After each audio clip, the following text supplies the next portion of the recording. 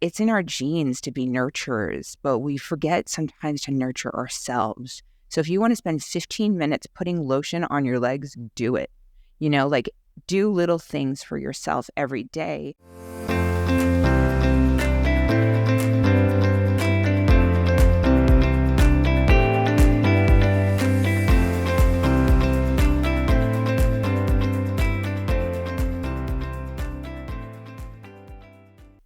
Hi, skin friend. Thanks so much for tuning into this week's episode of The Skin Reel. This week, I am really thrilled to have my colleague, Dr. Jen Haley, joining me today. She is not only a dermatologist, but she has a background in nutrition and fitness, and she is able to blend these three things together to really make an impact, not just on our overall health, but also on our skin health as well. She has also been a Navy doctor for many years. She has traveled the world, and she is a consultant for many companies interested in the intersection between skin and our overall health. And I have always said that our skin health starts from within, and that's because the health of our body in general is reflected in our skin. And so the first thing we need to do before even talking about what actives to use and what topicals and what cleansers the best for our skin, really the first thing we need to do is think about how we are treating our body as a whole. What are we eating? What are we doing with our body? Are we moving? How is our stress? Because that is going to make such an impact on our skin. And Dr. Haley not only knows this, she has studied this in-depthly, and she understands the true integration of wellness and its effect on our skin health. So you are going to pick up so many great pearls with this podcast episode. Be sure to stick around. Dr. Haley, thank you so much for being here. You have such an interesting background. I know I did not do it justice in the introduction, so I definitely want you to elaborate, but thank you so much for being here on The Skin Reel. Thanks, Dr. Mina. I'm so glad to be here and that we can finally connect, and definitely excited to have this conversation. I've been looking forward to it for a while, and I know we're going to share some good information for everyone. Yeah, it's always fun to talk with my dermatology colleagues, and you're also a podcaster, so that's really fun as well, and I definitely want you to share more about that. But briefly, can you just tell us about your background? You have such a interesting background and so many interests beyond just dermatology.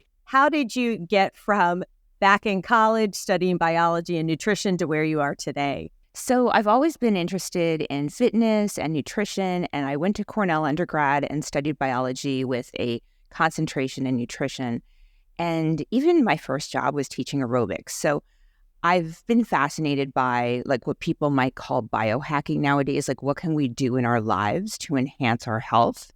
What kind of hacks, what kind of little tricks can we do, right? So then when I went to medical school, I wanted to be a pediatrician. I accidentally fell into dermatology, and I realized that dermatology, because just for those of you who are listening, you can be the best doctor in the world and not do one single day of dermatology during your training. Dermatology is sort of its own specialty, and you have to do it as an elective or you have to do it as a specialty to really know dermatology.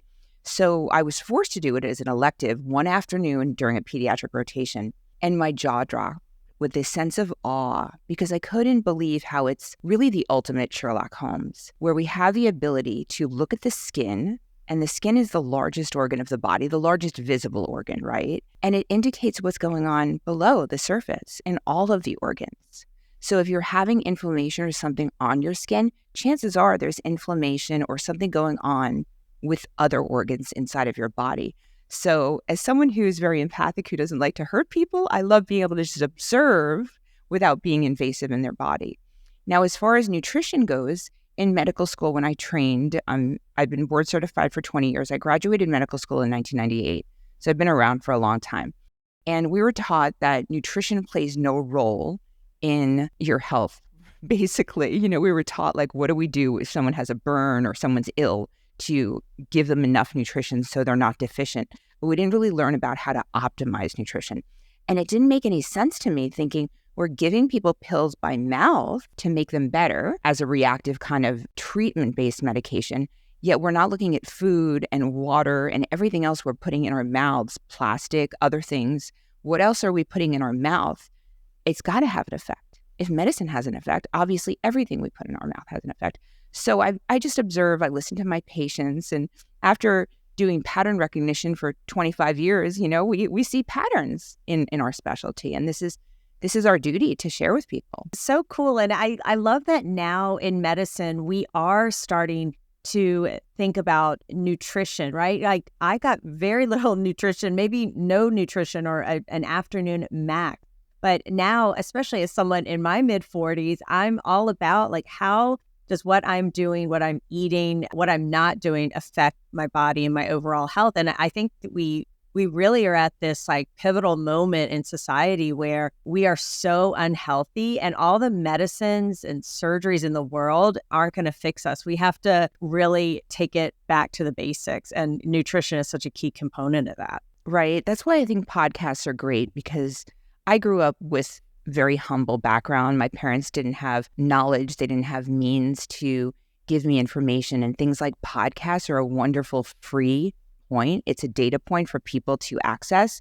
YouTube, people can access information, and with information, you now have the power yourself to change your life rather than reach externally. And that's what we want to provide. That's why we do this, right? Absolutely. And there are just not enough dermatologists. We're a small field. I think there's like 11,000 of us in the US, just not enough for all the people who need help. And when you've got a 15-minute appointment with your dermatologist and you've got a rash, I mean, there's no way you can cover how to optimize your nutrition for your skin health and all the other things you want to talk about. So it's just really challenging in our current healthcare space to also delve into more preventative care for our bodies and our skin. And so, yeah, I love these podcasts. That's why I'm out here doing my podcast, and probably why you are too, because I just know that education is power. And for everyone who can't get in to see a dermatologist, or doesn't want to go see one, or doesn't know if they need to see one, this is free education for you, free knowledge from two board certified dermatologists. Right. Yeah. I mean, the other thing is we're trained so dogmatically to, unless we have X, Y, and Z research studies behind us, we really can't advise people in a proper medical setting regarding those things. And then there's softer science and intuition. Like, do I really need studies to tell me that a real food is going to be better than a processed food? I don't need to have those studies. No one's going to support the funding for those studies yet.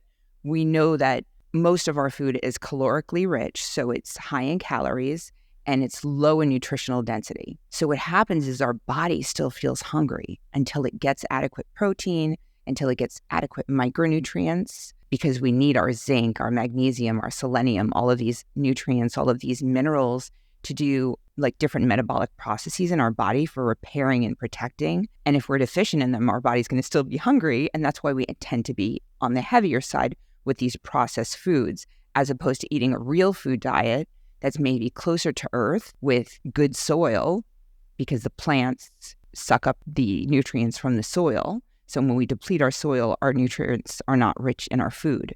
So it's really essential to have as close to earth as possible, and eating real food. It's not complicated. You don't need these fancy diets most of the time. Sometimes they help quick start things like Ozempic. Sometimes it helps quick start things. But at the end of the day, you need to come back to real food. And your body will naturally calibrate when you eat real food, colorful food. Do you subscribe more to like the Mediterranean diet, which is something I like just because I think it tastes really good too? What do you advise people, your patients who are looking to maximize their health and their skin health? What should they be eating? So I think that everyone's a little different based on our genetics. So you may need to play around with it at home. In general, I find that low fat doesn't make skin look nice. And a lot of people want to lose weight, so they go low fat. So I'm all for fatty fish, olive oil, avocados. I think those are great choices of fat, because we know we have to hold the moisture in with the bilipid membrane, and we need lipids. We need fat in our body for our brain, for our hormone production, which is even more important. I'm in my 50s, you're in your 40s. Hormones kind of start going crazy, and we really need to optimize the way they're created. And also, I don't really love a lot of carbs. We don't want to be low carb all the time, because then our body's hormones get smart and we stop producing insulin. And then when we have carbs, it just wreaks havoc and it's a problem. But sugar can be eliminated, and more of a paleo diet is what I like. I'm not anti-gluten. I'll have it sometimes, but I try to stay away from it and have more of a paleo diet. And then I aim for 1 gram of protein per pound of ideal body weight per day. And I find if you can reach that with protein, you really become satiated or full pretty quickly.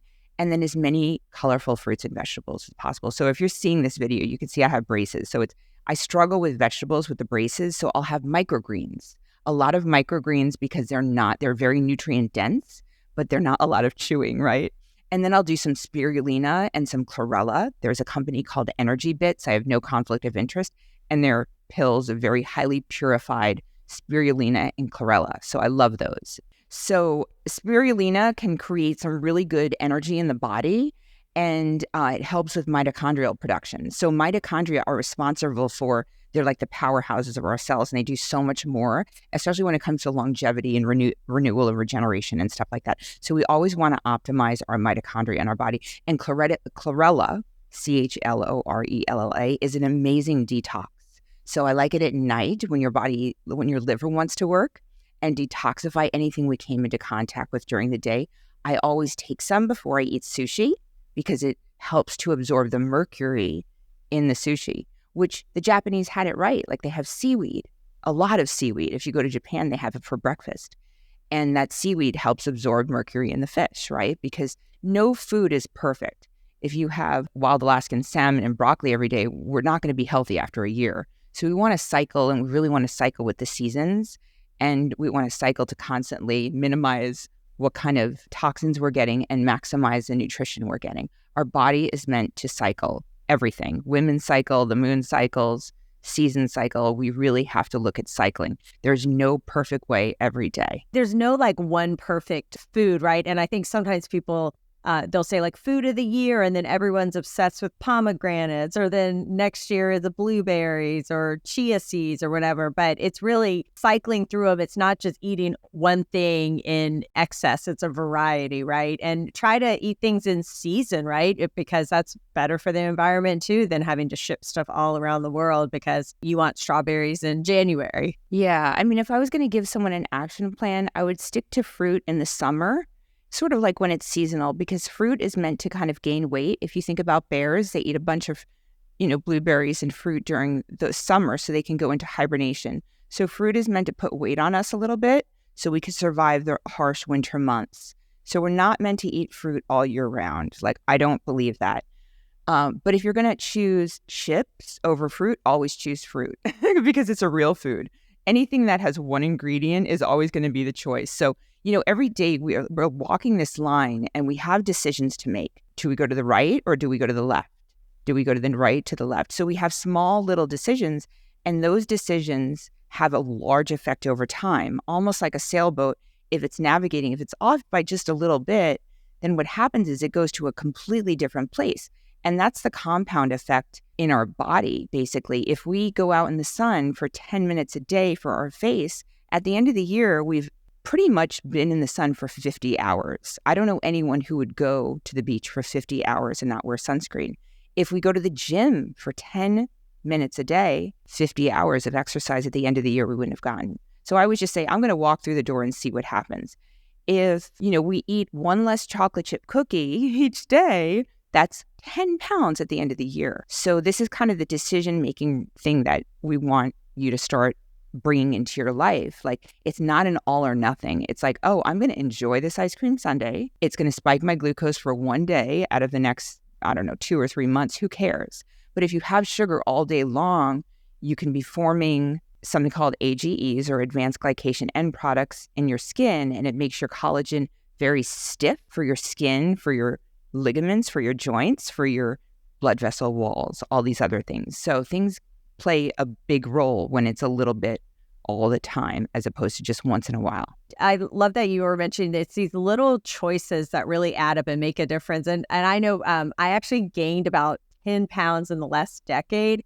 And I used to not weigh myself, and I used to not really even think about it. And then all of a sudden I was like, oh my gosh, like this little incremental changes in my diet slowly over the years ended up being 10 pounds. And I'm only 5'4", so that's not insignificant for someone my size. And I didn't want to gain 10 pounds in this decade, and then 10 pounds in the next, and then 10 in the next. And that's how it sort of adds up. So that's where I've been definitely taking more of an interest in and what I'm eating and what I'm putting into my body. So yeah, it's these little changes. You don't have to totally change everything all at once, but don't get so overwhelmed that you think you can't do it. Just make one little difference and it really will add up. Yeah, the other thing to your point about weight is that I think it could be traumatizing for women to weigh themselves so often. So I like you, I went a couple of years without weighing myself. And now I just do it for interest. I did a couple fitness competitions, so I had to kind of recalibrate a healthy way to be as far as like, okay, I'm okay with this. This doesn't have any significance on me as a human, right? And I don't love the scale because as we get older, we lose muscle and we lose bone mass. And those things are much heavier than fat. So if someone wants to lose weight, the biggest thing that I see as far as a mistake is they'll go crazy with cardio. And I find that cardio gives people more of a voracious appetite, like a very, very large appetite. So I'd prefer that somebody weight train because muscle mass is so essential as we get older. Our muscles not only create strength and stability, but they also send out signals called myokines to the bones to make the bones stronger. And if you look at our faces as we age, we get saggy because we lose bone mass in the face as well as fat, but we lose bone mass in the face. So the more we can maintain our bone density, the younger we're going to look as well. And then the shapelier our bodies are going to look. So I really am a huge fan of weight training more than cardio. And then go for a walk at night with your friends. Like do something social with community and that brings you joy, that reduces stress, because these are the things that's going to give you the best overall holistic wellness plan over having a stressful life and then going to the dermatologist and doing a bunch of procedures. You have to implement these other moderate things. Yeah. And I always say like skincare starts from within. And you made a great point in the beginning saying how a lot of the internal turmoil in our bodies does present itself on the skin, sometimes for the very first time. And if you think you can just treat your body like crap and not eat well, not exercise, smoke, drink, whatever, and then go see your dermatologist for a bunch of procedures, I feel like you're going to spend a lot of money and you're just not going to get the results you want, because it really has to start from within with your diet, your exercise, stress management. And then if you want to do procedures and stuff like that, that's like the icing on top, right? The sugar-free icing on top. Definitely. Yeah. And that's why I started my podcast, Radiance Revealed, because I was working in a practice in a rural community where I was the only person for an hour and a half in every direction. So I had to do kind of everything. And after moving from an academic center, it was like, oh, okay, I don't call on all these other specialists. There was not even a plastic surgeon nearby. I was seeing everyone, and I had patients with unlimited resource, like true billionaires that could spend any amount of money on procedures. And something within me just was like, they still don't look right. You know, if I freeze them and I take a photo, they look aesthetically pleasing, but there's some sort of an energy about them that's missing. And that's when I realized, like, okay, radiance versus good looking, attractive. It's a very, very different thing. And it's what you're describing. It's like all the other components of our lives, you know, are we showing up with a heaviness and a stress feeling? You know, are we drinking too much at night and our skin is looking sallow and dehydrated? Like that can't be fixed with one procedure. Are we being critical to ourselves? Are we not creating good relationships around us? Are we putting in bad food in our body, but still we look skinny, but we're putting unhealthy food in our body? That's going to all show up on your skin. And I think at the end of the day, like, why do we want to do these procedures and why do we want to look good? It's to connect with other people. So that's also the cause that makes you look better. And it's the result of looking better. It's like connection is what everything is about connecting with people. Exactly. And I think also feeling confident in who you are. And yes, some of that may come from externally, but a lot of that comes internally as well. And being around people who build you up and make you feel good about yourself, because you can surround yourself with people who are very outwardly focused, right? And that can just like wear you down. So make sure your community is building you up and giving you positive messages and a positive echo chamber, right? That's a really good point. You always go back to yourself and you sit with yourself and go in and up. I call it in and up rather than out and in, right? We want to reach internally for answers and not externally. And we live in a world where we reach a little too externally. And trust me, like externally, there are people there to help you. You want to find the right people that care and that are kind about it. But internally, you have more answers than you realize. If you sit with yourself, like there's mornings I just feel like, what supplement does my body need today? And that will be the supplement. Or like one day I'll like eggs and one day I won't. And that's eventually where I want everyone to get, is like trusting yourself, not what you should do. Like stop shoulding all over yourself. Like what feels right for you, because it doesn't feel right to eat the Doritos. It tastes good, but you don't never feel good afterwards. We never do. So when we do it, it's like, I'm going to remember how this feels, When we're with people that don't vibe with us, they make us feel terrible about ourselves. Those aren't my people anymore. It's okay. We have different journeys and we all teach each other lessons and sometimes we move on. I've never regretted working out, although I am not a fitness fiend like I think you are. I don't think I'd be in a fitness competition, but every time I work out, I feel so good afterwards. I never am like, oh, I shouldn't have done that. I regret doing that. So I just need to remember that little voice that says, remember how good you feel after you do this? Just do it. Yeah, it's tricky because, so for my thesis paper at Cornell undergrad, so this was 1993. So 1993, I did my research paper on exercise and depression. And it's exactly what you're saying, like you always feel good afterwards. It's a little tricky because if you're depressed, you can't get motivated to exercise. But once you do exercise, it produces endorphins and happy chemicals in the body that make you feel better afterwards. So if you can remember, like, I always feel good afterwards, it will get you motivated. And I think we just are so hard on ourselves. Just get there. If you walk 20 feet into the gym or 20 feet further than you would have, going back to that compound effect, that's more than you would have done. And then you're there and you end up doing something and it reinforces itself. And that's how we create new habits. It's pretty incredible. Like we don't have to be the same person from year to year. We have the potential to evolve into 100 different lifetimes in our lifetime.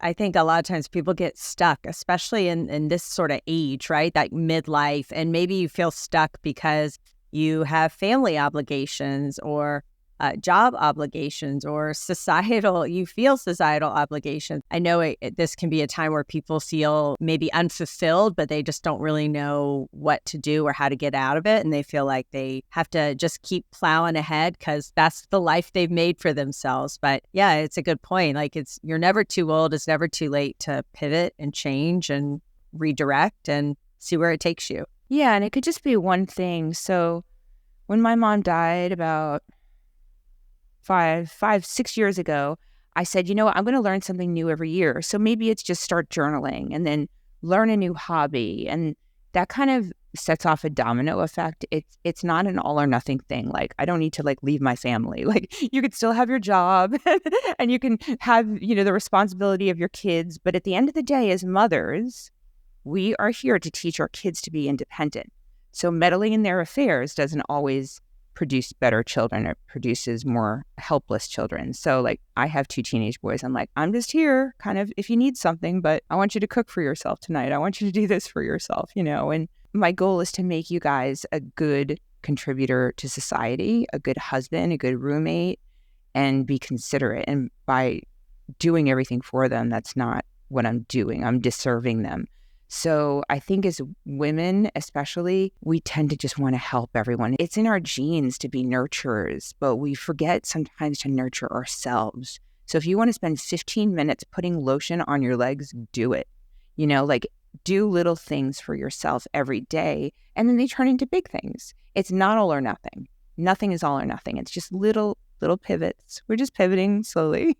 Well, I think sometimes people are afraid to change too. You're afraid how your spouse may look at you like, wait a minute, that's not the you I know and married, or your kids or at work. Maybe you're like, well, like an imposter, like, who are you trying to become? Or what are you trying to do? So I think people might be a little bit intimidated by that. I know when I first decided to do a podcast, I thought, oh, people are going to be like, what are you doing? You're a dermatologist. You're a mom, you're a wife. Like, why are you adding something else onto your plate? Or I didn't want to be seen as like, are you just looking to get, famous and or be an influencer? It's like, well, no, I'm actually really just trying to share knowledge and education. But I felt a little tinge of that too, almost like embarrassed to say that I'm doing this new project. I don't know. Did you feel that way or? Yeah, no, absolutely. I get it. And I struggle. I struggle with Instagram. Like, oh gosh, I don't want to come off salesy or anything. Like, I really am doing this for free and I want to just give good information because it's, you accumulate a lot of information and at a certain point, you just want to give back that information and that wisdom to other people. But there are people that aren't doing it with the same intention. And I think I've learned to trust the process of intentionality. So if somebody like gives you a gift with the intention of expecting reciprocity, it really feels different than if they're giving you something because they just love you. And I think the same is true in everything we do. The intention behind it shows up as an energy that other people feel. But I get the hesitancy. I've also been told, like, you're not the same person and stuff like that. I totally get that. And my response is, I'm pretty playful. So most people are used to that about me because I'm curious and I'm playful. So I change all the time. But for someone who maybe is a little bit more consistent than me and they want to change or pivot, I respond by saying, so you're telling me that everything you liked when you were 10 years old is exactly what you are like now? And nobody has said yes. They're like, oh, well, actually, that's a good point. I go, exactly. I'm just changing in front of your eyes as opposed to a longer period of time. But we're all changing together. And that's what keeps it fun, especially for a husband to ask a wife, like, doesn't that excite you? Like, doesn't that excite you that I'm different? You get a new wife, You have to be authentic. Otherwise, you're going to show up with resentment and other issues. Yeah, just embrace it, right? When you're changing, you're growing. I love that. Well, Dr. Haley, I've got to ask you about supplements because that's a big part of what we are hearing about a lot of. And with your background in nutrition, do you recommend supplements? Are there certain ones you like more than others? And of course, we got to talk about collagen. Yeah, I do. And they're supplemental to the other things, right? So they are supplemental. So, I mean, as we're getting older, we can't consume as many calories, right? So if you look at a young athlete who's like swimming every day, they might be consuming 3,000 calories a day.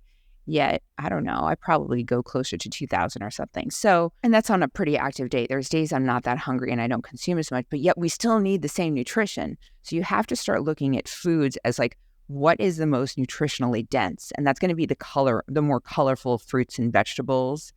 And also what your meat eats is what is incorporated in your body. So I look for regeneratively farmed food, pasture-raised chicken that peck and eat bugs and grass. So not really organic. I mean, organic is better than conventional. Pasture-raised for chicken and pasture-raised for eggs. And then I look for bison, elk, venison for red meats. And I look for, there's like wild for fish. And there's a company I've found called Seatopia. It's like SEA-topia, and they have fish. It's like regenerative. So I think they fish them in the oceans, but they're also low in mercury. So we're not depleting like all of our Alaskan salmon, right? Because I love salmon because it's not high in mercury and it's high in astaxanthin. So when you look at fruits and vegetables, the color in those foods are imparted on our skin and gives us our skin a nice rosy glow. And it also protects us from UV sun exposure, which I live in Arizona. So the sun is always really strong here. So we want those polyphenols. We want high rich polyphenols in our diet to come to us. So if we have bison or cows or elk that are eating grass and branches and tree leaves and stuff and bush leaves, it's going to be healthier than if we have cows that are eating corn to make them fat. It's going to make us fat. They feed Skittles and leftover garbage to cows, just anything to put weight on them. So that meat has a different quality than if we have natural meat.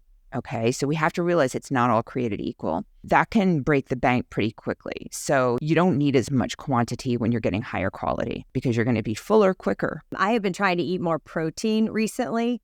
And up until January of this year, I was a pescatarian for about 27 years and vegetarian. And I'm struggling to eat enough protein. How do you get over 100 grams of protein a day? Like, what are your tips? I know.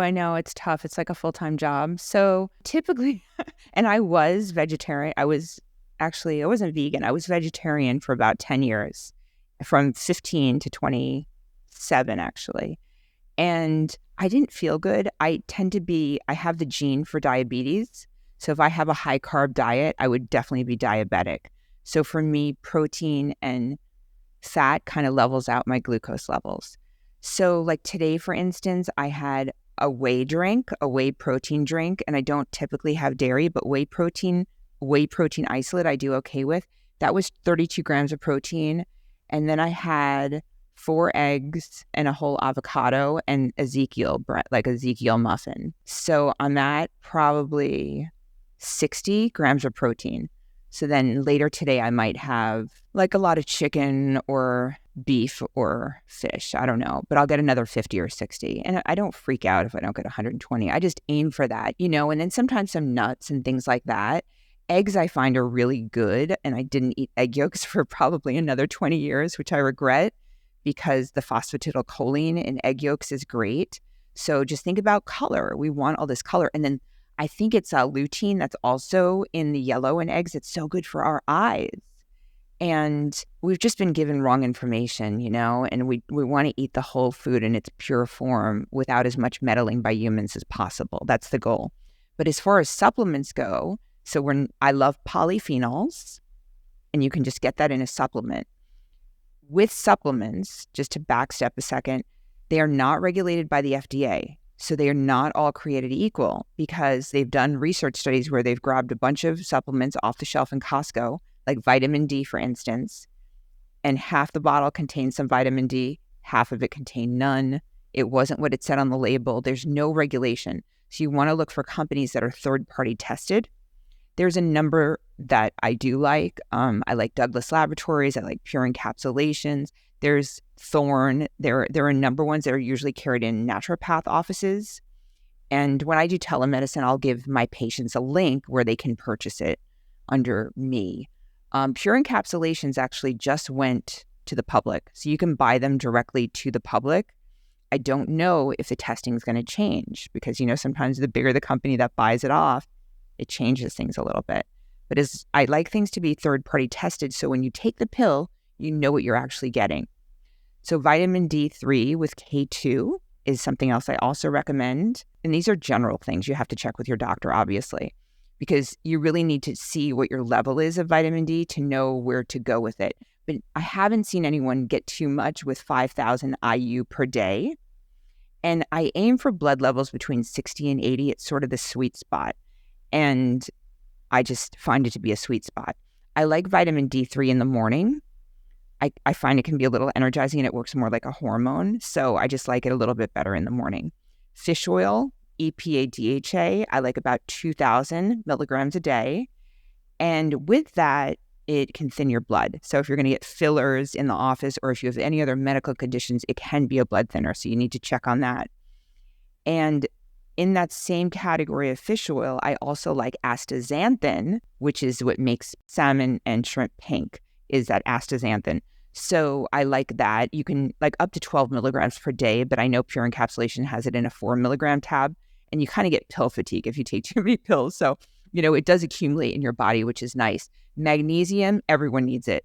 Most people are deficient in magnesium, and there's many forms of magnesium. The citrate form is going to make you have loose stools and go to the bathroom. Okay. So I tend to there's a company called Bioptimizers. It's like Biooptimizers. It's Bioptimizers. And I like their magnesium. There's 7 forms of magnesium. And I think like the code Dr. Jen gives you like 10% off. I take 2 to 4 of those pills a day. 2 is probably okay. If you're getting eye twitching, migraines, muscle spasms, you need more. So when you're drinking coffee, if you're under stress, if you're exercising a lot, your body just goes through magnesium as well as B complex vitamins. So I also like B complex vitamins in the morning. Well, also, you said vitamin D3 with K2. Why with K2? It's because the K2 determines where calcium goes in the body. So basically, calcium will go to your bones or it will go to areas of injury, like in the vessels or in joints. Like I have a little bony overgrowth on my knee from overuse and overrunning and stuff. And that's because calcium didn't know where to go. So the K2 helps drive the calcium where it needs to go in the body. The other thing with magnesium is our body cannot actually convert the vitamin D that we make from the sun into the active form without magnesium. So magnesium is really necessary in so many metabolic processes, and we're super deficient because it's not in our soil. We're not absorbing it from the soil because we're overfarming our soil. So our foods are becoming really depleted, and it's showing in our society. So we have to. That's why we need to supplement. So if I had like 4, I'd go with vitamin D3, K2. I'd go with fish oil. I'd go with magnesium. Those would be my top 3 off the top of my head. I take vitamin D3, K2, and I do calcium just because I broke a bone in the fall and I'm healing from that. And then I do a multivitamin. And I feel like I eat so much salmon that I'm probably okay with fish oil, but I don't take magnesium. So that's one thing I should look into. I don't know if it's probably in my multivitamin, but maybe just not enough of it. Yeah, I like about 400 milligrams of magnesium. And if you just want to pick one form of magnesium, if you want it for the brain, you go to a threonate, threonate.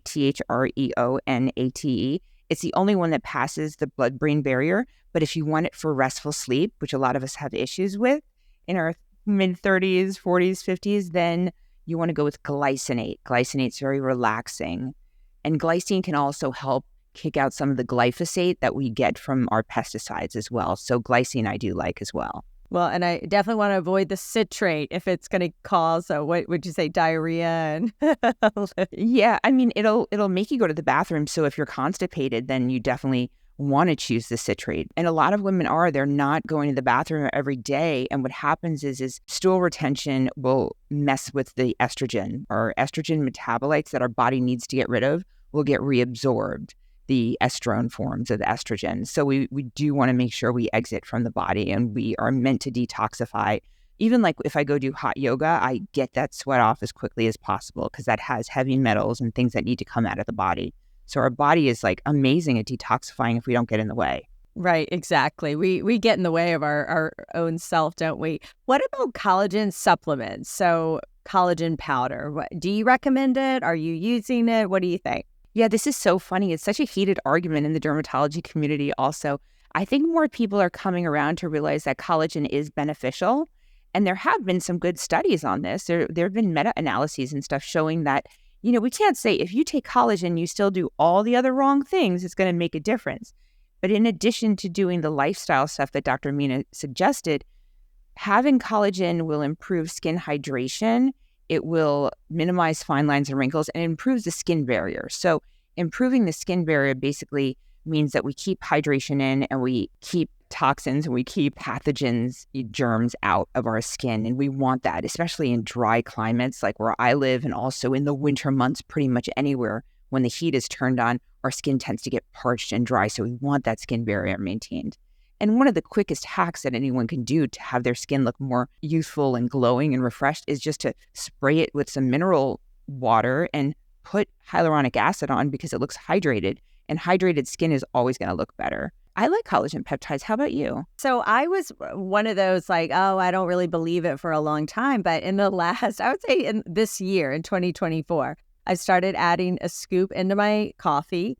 And so we'll see. We'll give it 6 months, a year and see. But I figured there's been enough data for me to say there might be something to this. And to your point, too, and I counsel patients on this all the time, like you can't just put a scoop in your coffee and then load it down with tons of sugar and then eat lots of processed foods and go sunbathe and think that one scoop of collagen is going to change all your problems. It's just one extra thing to do. And so I've started doing it and we'll see. But yeah, I think there's enough data to show there's something to it. It's hard. It's really hard to know, if it's helping or not. And that's why I'm not dogmatic. Like, you must do this. Like vitamin D, I know people definitely are deficient in magnesium for sure. And then fish oil, there's some really good studies showing that. Dr. Rhonda Patrick just shared some data regarding fish oil. Like if your omega-3 index is low, it's equivalent to smoking cigarettes. Like having a low omega-3 is as dangerous as smoking cigarettes. So, I mean, it's not that if you smoke cigarettes, you should just do omega-3 and you'll be fine. Like that's not the case. But, there are some key nutrients we certainly want to optimize. Collagen is like a bonus. I'm not going to stress if I go on a trip and I don't bring my collagen. I'm not going to stress about that. But it's a good bonus, and I do it in the coffee too. I look for chocolate flavored because it tastes really, it's like a good little cacao enhances blood flow, which opens up the blood vessels. And we want to have healthy blood vessels because all these nutrients we're talking about, we want them delivered to the skin. So anything we could do to enhance blood flow is going to be key. Yeah, that's neat. I didn't even know mine is flavorless, but yeah, I do it in my coffee and we'll see. I don't know. Maybe I do need to add a fish oil. I did finally, for the first time ever, get my vitamin D level checked, and I am at 60. So yeah, we'll hopefully keep it in that range, maybe bump it up just a little bit more with my vitamin D3 K2 now. Yeah, and I like the D3 K2. It's fat soluble, so you don't have to do it every day because it's hard to often remember to do something every day. So something like a B complex, which I definitely recommend in the morning because it could be energizing, and also it can make you a little bit nauseous if you don't take it with food. So I like to take it with food. That you'll urinate out if you take any extra. But D3 K2, if you skip a couple days and you take extra, it's stored in your fat, so you're still going to be okay for a while. So it just makes life easier. Yeah, because it's hard to remember something every day, especially if you're doing a lot of supplements. And I like your point that these are supplemental, right? Like try to maximize your nutrients with nutrient-dense foods and whole foods. And the supplements are just, the extra. Definitely. There's one other supplement I really like. I've heard about it ever since I was a teenager in the fitness industry, but I thought it was for muscle guys. And now there's some really good data on women on cognitive health. And the brain is so important because it allows us to have good relationships. It motivates us to get up in the morning and go to the gym. And it motivates us to do our job. It allows us to have good reactions, not be impulsive, have high EQ when we're interacting with people. And also creatine is what I'm talking about. Creatine also helps with bone and muscle. So about 5 grams a day is what we're seeing as beneficial. But there have been some recent studies up to 20 grams a day showing improvement in bone density, which is really in postmenopausal women, which is kind of exciting. So I'll stick that in my coffee as well. It's absorbed with carbohydrates and food better. So that's where it gets a little tricky. Like, I don't know how much is actually getting absorbed from the coffee, but it's just my chance that day to get it in my body because I'm not going to really put it in water usually. Yeah, I'm glad you mentioned that because I definitely am hearing about that too. And my thought is, like, isn't that for like bodybuilders? Like, not for me. But yeah, I am hearing more and more about that. Yeah, it's just a powder typically, and you can just put it in water or coffee, but it's absorbed better post-workout and it's absorbed better with carbs. Just keep that in mind if you want to maximize. But it's not an expensive supplement. The science is really good. The only thing is sometimes it can make you retain a little water. So don't look at the scale because it'll take a couple days to kind of calibrate again. Good tips. Well, Dr. Haley, it's been a lot of fun. I've learned a ton about how to just really maximize your skin from within. Can you just share with anyone listening what would be your top 3 tips for keeping your body healthy and then also keeping your skin healthy? Sure. Okay. I definitely think movement in whatever is fun for you. So when I was in college, I didn't really have a healthy relationship with food and exercise. I would use exercise to burn calories from food I ate. And I had this aha moment, like, this isn't fun. This is one more to-do thing that I have to do. So I don't care how someone moves. I think just movement throughout the day is really important. Non-exercise activity, thermogenesis or NEAT, that can add up to like a lot of calories every day of just moving and fidgeting around and getting up and grabbing something, that kind of stuff. So I want people to move more. Dance in your room. Go for a walk with your friend. Do something that is fun. Don't be so hard on yourself and like have to stand on the Stairmaster for 2 hours. So move more and lift weights. That would be my first one because exercise matters a lot. It matters in shaping your body. It matters in improving BDNF or brain-derived neurotrophic factor for your brain enhancement. And it just does a whole cascade of effects, improving your blood vessels so you can deliver nutrients better and remove metabolic waste toxins from the body. So we want that blood flow to always be enhanced, and exercise is going to do that. The second is eat real food.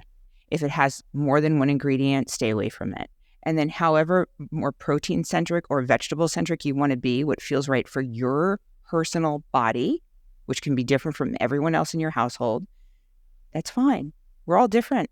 If we were the same, it would be so boring. So the second would be to have real food. try to have it in its organic form, closest to the earth without humans meddling in it. Regenerative farming is really what you want to try to look into. And then the third thing would be connection and community with yourself. Meditate, breath work. I find that the 4-7-8, Dr. Andrew Weil's 4-7-8 breath, if you look it up on YouTube, I do it in the grocery line. I do it in traffic. I do it when someone annoying is talking. I do it all the time. I hope you haven't been doing that right now. No, I haven't. But it's amazing how it regulates your cortisol level.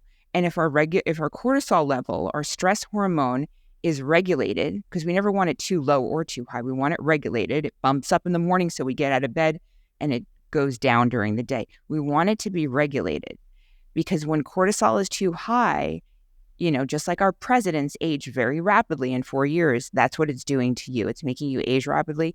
It's wreaking havoc on hormones, because the last thing your body wants to do when it's in a stress state is reproduce. So it kills the hormones. It binds all of the estrogen and testosterone in the body. So you're not going to have glowing skin. You're not going to have gorgeous, silky hair. And you're not going to have a beautiful shape, because estrogen keeps you a slim waist and delicious lips, hips and lips. But and lips. Yeah, and lips. Why not? But the cortisol will make you kind of thick in the middle, in the midsection. So breathing, it's free. Sorry, I have nothing to sell you here. It's free. It's in your power to do that. And then connecting with people, like Dr. Mina had mentioned, people that, may not always agree with you. They might push your edges. That's great. We all want to be challenged.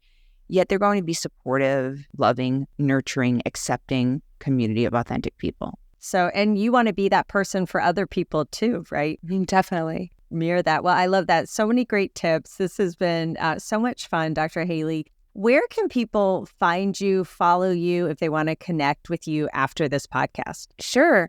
I'm on LinkedIn, Jennifer Haley. You can find me there. You can find me on Instagram at Dr. Jen Haley, just DrJenHaley. And then my podcast is on all the platforms and YouTube. And the podcast is called Radiance Revealed. And I'd love to have you on the show. Yes, I would love that. Well, I will include all of that in the show notes so people can easily find you and follow you. And I really appreciate your time today. This was a lot of fun for me. Thanks, me too. All right, we'll see everyone next week.